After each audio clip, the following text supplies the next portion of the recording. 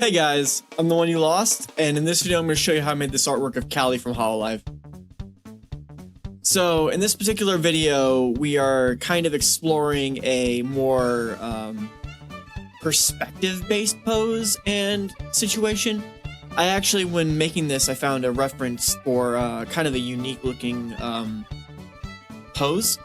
But it was one of those things that as I was working on it, I realized, oh, well, what if I add a background and change a few things and kind of make it look a bit more like my style.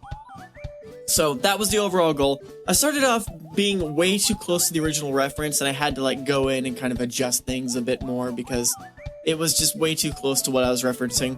And I tend to have that problem where I look at my reference and kind of, instead of borrowing, I take too much. So as I work on things, I have to kind of adjust and be like, okay, I'm borrowing a bit too much here, and I need to be very, very careful not to take everything. You know what I mean? So the idea was kind of to draw the character in the outfit that I saw and the pose that I saw, but then I was like, okay, so I need to change a few things because what I have right now is a little too close to what is actually there. So my goal whenever I make things is to start out kind of really taking from the reference and then evolving it as I go.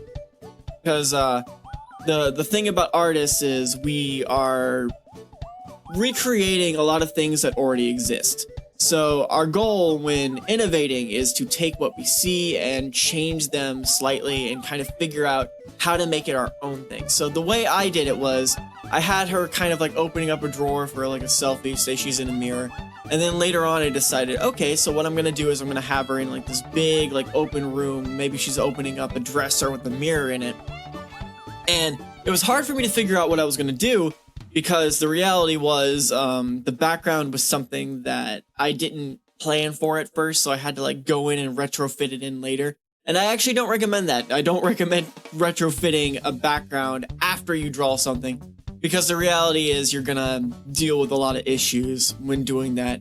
I've been doing it for a long time, so I'm kind of okay at it, but it still isn't perfect, and I wouldn't actually recommend doing it. So even though I do it, don't be bad like me. Be a good artist and account for your background first, and then place your character in the background. That tends to work a lot better than what I was doing, which is draw the character and then decide later that you want a background, and now you're dealing with constantly changing and innovating things to hope to God that it does fit, because half the time it doesn't. But the eyes I like in this particular one because they're a bit more intense, but also they're a lot simpler.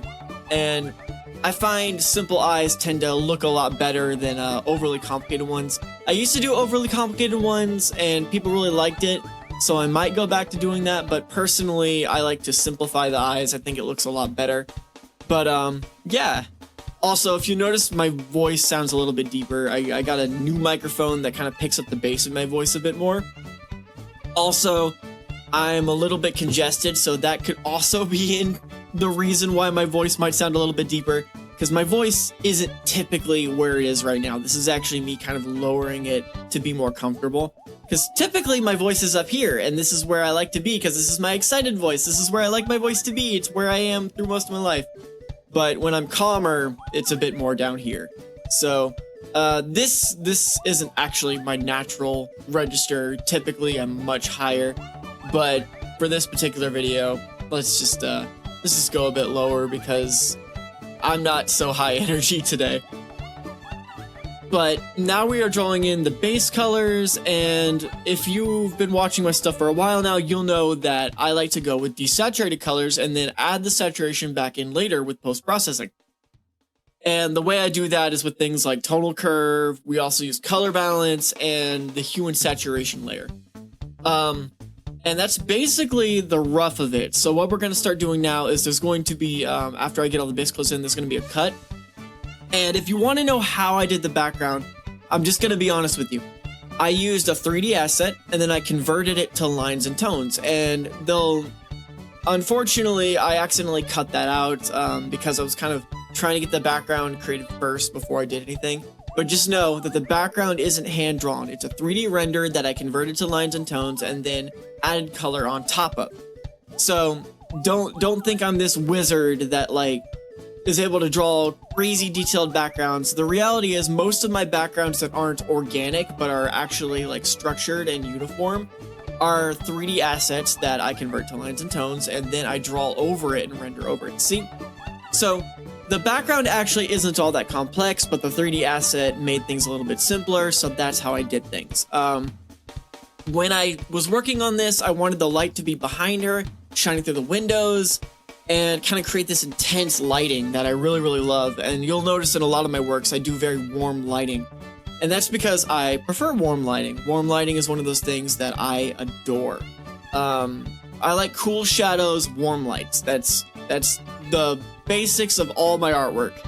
So if you are trying to make your own version, just know that all you really need is to make like oranges, yellows, and a little bit of purple maybe.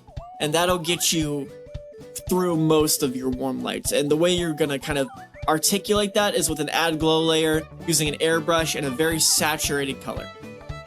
Particularly orange. Orange tends to work the best if you're trying to mimic my style.